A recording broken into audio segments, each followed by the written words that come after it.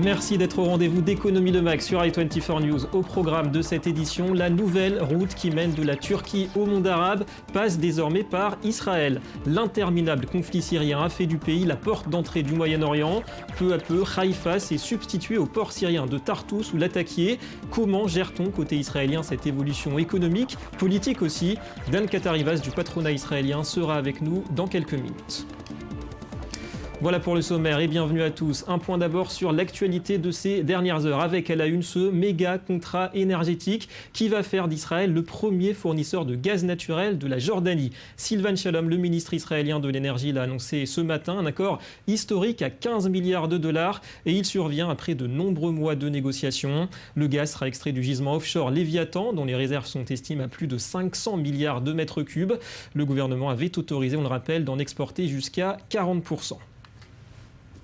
Le classement annuel de la compétitivité. C'est le Forum économique mondial qui l'a publié ce matin à Genève et c'est d'ailleurs la Suisse qui en ressort grand vainqueur pour la 6e fois consécutive grâce notamment à la capacité d'innovation de ces entreprises. Singapour se classe 2e devant les États-Unis qui gagnent 2 places. Suivent la Finlande et l'Allemagne 5e. La France, elle, conserve sa 23e place. Israël est 27e juste devant la Chine. Alors l'étude a été réalisée auprès de 15 000 chefs d'entreprise dans 144 pays. Une centaine d'indicateurs sont pris en compte, dont l'éducation, les infrastructures ou encore la sophistication des entreprises. Des nouvelles du Japon, 6e d'ailleurs de ce classement de la compétitivité. Alors Shinzo Abe, le Premier ministre, ici en compagnie de son homologue indien cette semaine, est en chute libre dans les sondages et il remanie son gouvernement. Sa politique de relance, les Abenomics, peine à porter ses fruits. Tokyo a connu une forte baisse de son PIB au 2e trimestre, moins 6,8% en rythme annuel, en raison notamment de la hausse de la TVA le 1er avril. Une seconde hausse pourrait survenir du coup dès l'an prochain. Et autre leader qui perd des points, là aussi en raison de son bilan économique, c'est Nicolás Maduro. Le président vénézuélien affiche une cote de popularité de 35%, moins 15 points en quelques mois seulement. Et il faut le dire que la Banque centrale a cessé de publier ses indicateurs. En mai, l'inflation atteignait 61%. Je pense que le problème de popularité du président est fondamentalement lié à la crise économique, mais aussi à la manière dont le gouvernement gère l'économie, à son modèle économique inadéquat et à sa grande indécision.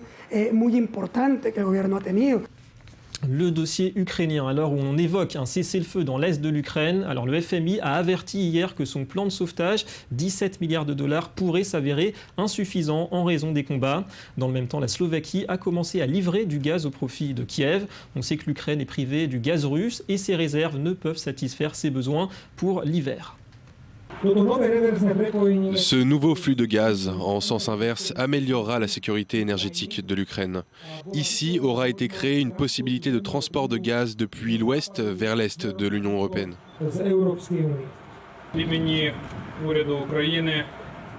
Au nom du gouvernement ukrainien, je voudrais remercier sincèrement nos frères, le gouvernement slovaque, pour leur soutien et leur coopération dans la sauvegarde de la sécurité énergétique de l'Ukraine et de l'Europe.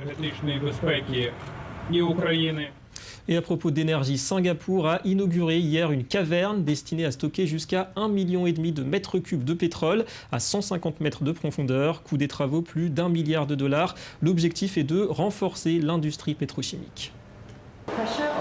Parce que sous le sol, il y a de l'eau partout. Et nous utilisons la pression de ces eaux souterraines pour conserver le pétrole dans les cavernes sans qu'il puisse échapper. Et puis un mot de sport et de football, 3 milliards de dollars, c'est le montant total des transactions réalisées sur le marché des transferts cet été en Europe. 1,4 milliard pour la seule première ligue anglaise. Le record de l'été revient au FC Barcelone, 106 millions de dollars pour l'achat de Luis Suarez, juste devant James Rodriguez, désormais au Real Madrid. Le conflit syrien a finalement replacé Israël au carrefour des intérêts commerciaux au Moyen-Orient et c'est surtout le port de Haïfa qui profite de cette réorganisation. Une position idéale entre la Turquie et le monde arabe, à commencer par la Jordanie, et c'est dans une relative discrétion que le volume de marchandises qui y transitent a littéralement explosé depuis 3 ans. Alors comment les autorités israéliennes gèrent-elles ce phénomène? Avant d'en parler avec notre invité, reportage à Haïfa d'Anthony Lesme. Israël, nouvelle porte commerciale du Proche-Orient. Un rêve pour ce petit État banni par la majorité des pays de la région. Un rêve qui prend forme ces 2 dernières années. La guerre en Syrie a coupé la route qui mène de la Turquie à la Jordanie. 2 choix, passer par l'Égypte ou alors Israël et notamment son plus grand port, Haïfa. Une voie plus directe et donc moins coûteuse. David Berich est à la tête d'une compagnie de transport de marchandises. Depuis Haïfa, il dirige 80 personnes. Aujourd'hui, ce bateau achemine des transporteurs turcs qui voyagent vers la Jordanie à seulement 80 km de la ville portuaire. Tout ce trafic n'existait pas avant 2012, voire 2011. Depuis quelques 3500 camions ont transité dans les 2 sens et entre 1500 et 2000 containers par an ont transité en Israël. Depuis 2011, le transit de camions entre Israël et la Jordanie a augmenté de 300%, atteignant les 10 600 camions par an. Selon la marine marchande turque, le nombre de containers expédiés en Israël est passé de 18 000 tonnes en 2010 à 78 000 en 2013, soit une augmentation de près de 450%. L'État d'Israël appuie ces nouvelles possibilités commerciales. Israël souhaite vraiment devenir une porte d'entrée au Proche-Orient. Beaucoup d'efforts ont été faits en termes humains et financiers pour que ce projet se réalise. Israël soigne aussi son avenir. L'État hébreu veut agrandir le port de Haïfa et construire un autre port au sud d'Ashdod. D'ici la fin d'année, une ligne de chemin de fer devrait être achevée reliant Haïfa et Beth Shean à la frontière jordanienne, ouvrant alors le fret au transport ferroviaire. Israel Shipyards est aussi l'une de ces entreprises qui bénéficient de cette nouvelle manne. Située sur la partie privée du port de Haïfa, cette entreprise de 200 personnes fait transiter des métaux, des graines pour les bestiaux et toutes sortes de marchandises. Israel Shipyards est aussi actionnaire d'une zone franche située en Jordanie à 6 km de la frontière avec Israël. 9 entreprises, dont 7 israéliennes, profitent d'une zone détaxée pour produire et exporter leurs marchandises made in Jordan. L'entreprise tente d'attirer de nouveaux clients. Nous allons souvent à Amman rencontrer des clients afin de leur proposer des solutions clés en main pour acheminer leurs produits de notre port jusqu'à Amman. Je crois vraiment que nous pouvons travailler avec d'autres pays du Moyen-Orient. Selon Reuters, mais aussi selon plusieurs sources qui nous l'ont confirmé, des marchandises iraient jusqu'en Irak et en Arabie Saoudite. Paradoxe, ces 2 pays ne reconnaissent toujours pas l'État d'Israël, mais acceptent leurs services commerciaux.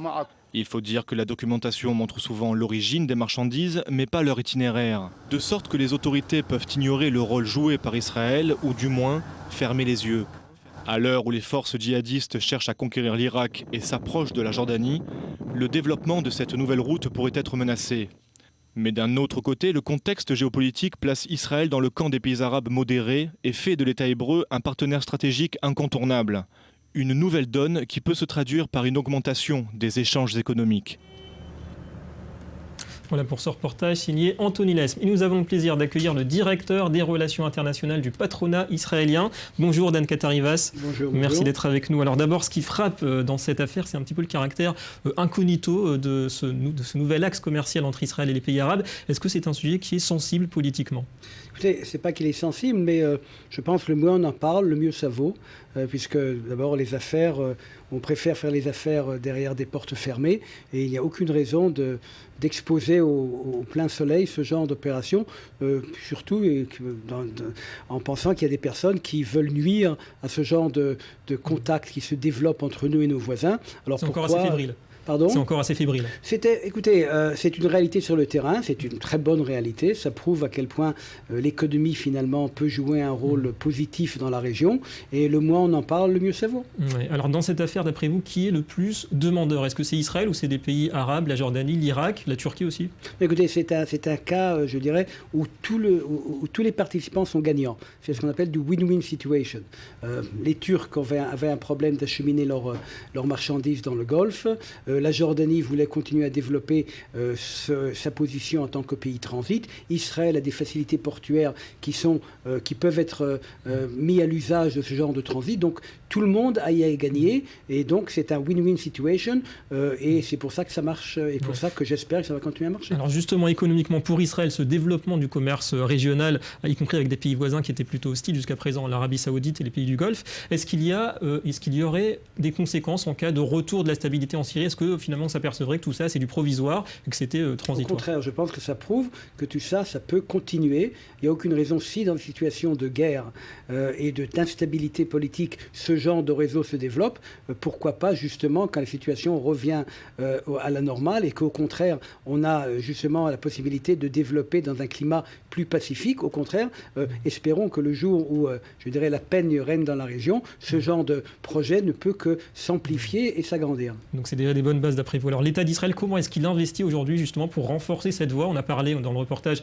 de cette ligne de chemin de fer entre Haïfa et Beth Shean à la frontière avec la Jordanie. Est-ce que ce sont des projets qui peuvent tenir à long terme d'après vous? Je pense qu'effectivement le gouvernement israélien, avec l'appui d'ailleurs des industriels que je représente, se prépare justement à ce que la paix finalement arrive dans cette région, à ce que Israël géographiquement se trouve au centre de la région. Donc c'est tout à fait normal qu'éventuellement Israël soit, je dirais, terre de transit du nord au sud, de l'est à l'ouest. Donc quand aujourd'hui on construit une ligne de chemin de fer, effectivement on la construit jusqu'à la frontière jordanienne en espérant que du côté jordanien, le jour viendra où il y aura la ligne de chemin de fer qui continuera peut-être jusqu'à Bagdad et qui sait jusqu'au Golfe. Et d'ailleurs, entre parenthèses, ça pourrait profiter aussi à cette région de Beth Shean qui est plutôt défavorisée aujourd'hui, de développement de ces... Oui, tout le monde peut profiter, effectivement. Je pense que tout le monde veut profiter de la situation, pas seulement Beth Shean, le port de Haïfa et la Jordanie, pourquoi pas. Donc, comme je l'ai dit auparavant, c'est vraiment une situation où tout le monde a gagné de cette situation. Alors justement, on va reparler de Haïfa parce qu'il y a aussi le gaz aujourd'hui. Ça change la donne, les gisements offshore qui se trouvent au large du port. Est-ce que c'est vraiment dans cette région aujourd'hui qu'il y a un vrai relais de croissance pour Israël?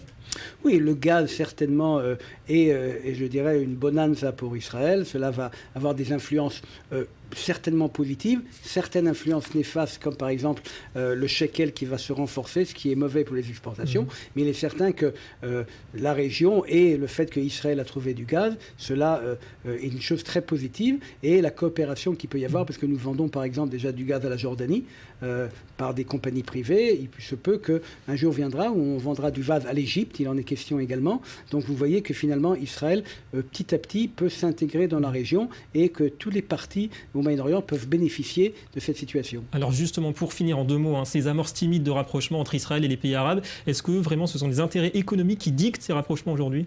Écoutez, malheureusement, nous ne sommes pas en Europe, où l'économie effectivement a eu un rôle très positif après la Seconde Guerre mondiale, de créer un climat de réconciliation.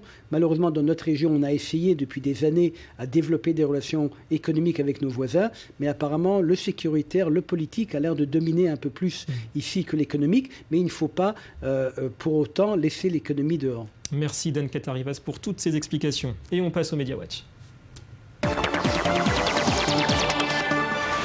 Et une revue de presse pour mieux comprendre les vraies origines des difficultés économiques de certains pays en développement. Bonjour Johanna Citruc. Bonjour David. Alors la fraude et la corruption, ça coûterait au total 1000 milliards de dollars par an. Effectivement, c'est une ONG britannique qui s'appelle One qui a sorti aujourd'hui un rapport au nom révélateur. Le casse du siècle, un scandale à 1000 milliards de dollars. 1000 milliards de dollars, c'est la somme que perdent les pays en développement chaque année à cause de la corruption, de la fraude fiscale, du blanchiment d'argent, mais aussi de l'utilisation des sociétés écrans. Et pour réaliser l'importance de cette somme, l'ONG s'est amusée à faire quelques comparaisons. Par exemple, 1000 milliards de dollars, c'est l'équivalent des revenus nationaux de l'Autriche, du Danemark et de la Finlande, les trois réunis. 1000 milliards de dollars, c'est également une somme supérieure aux bénéfices des 86 plus grandes entreprises du monde. Et avec 1000 milliards de dollars, on pourrait acheter un café crème à tous les habitants de la planète tous les jours pendant un mois. Mais plus concrètement, si on investissait ces 1000 milliards de dollars dans les systèmes de santé de ces pays, beaucoup de vies pourraient être sauvées, car on pourrait éviter 3,6 millions de décès par an dans les pays à faible revenu entre 2015 et 2025 et 4,3 millions de décès par an dans les pays à moyen revenu sur la même même période. Alors justement, comment éviter ou tenter d'éviter en tout cas ces dérives ? Alors l'ONG fait 4 recommandations aux pays du G20 dont les ministres des Finances doivent se réunir dans quelques jours, le 20 et 21 septembre. La première, c'est de rendre publiques les informations sur les sociétés écrans. La deuxième, c'est de faire des lois pour les ressources naturelles pour éviter qu'elles soient volées. La troisième, c'est de partager les données fiscales pour pouvoir punir les éventuels fraudeurs. Et la dernière recommandation, c'est de rendre toutes les données gouvernementales entièrement transparentes. Alors changement de sujet, Johanna, rien à voir. On connaissait le buzz de l'Ice Bucket Challenge. Il y a aussi le Rice Bucket Challenge. Expliquez-nous. Effectivement, depuis plusieurs semaines, on peut voir sur la toile des gens qui se versent complètement un seau d'eau glacée sur la tête et qui donnent en parallèle de l'argent pour soutenir la lutte contre la maladie de Charcot. C'est donc l'Ice Bucket Challenge. Et résultat, en Inde, une journaliste de 38 ans qui s'appelle Manjulata Kalanidhi a détourné cette idée pour en faire le Rice Bucket Challenge. Le principe est plutôt simple. Il suffit de cuisiner du riz en grande quantité et de l'offrir aux personnes qui sont dans le besoin. L'objectif est évidemment de lutter contre la pauvreté, mais aussi de lutter contre la faim. Une initiative qui est particulièrement acceptée puisque la journaliste qui a mis en place cette idée a reçu une récompense de la part des Nations Unies. Sympathique initiative. Merci Johanna et à demain. À demain. Et c'est tout pour cette édition. Merci d'avoir été avec nous. Économie Le Mag revient demain sur i24 News. Internet en Turquie et les tourments aussi de la Malaysia Airlines. Ce sera notamment au programme. Restez avec nous, l'information continue.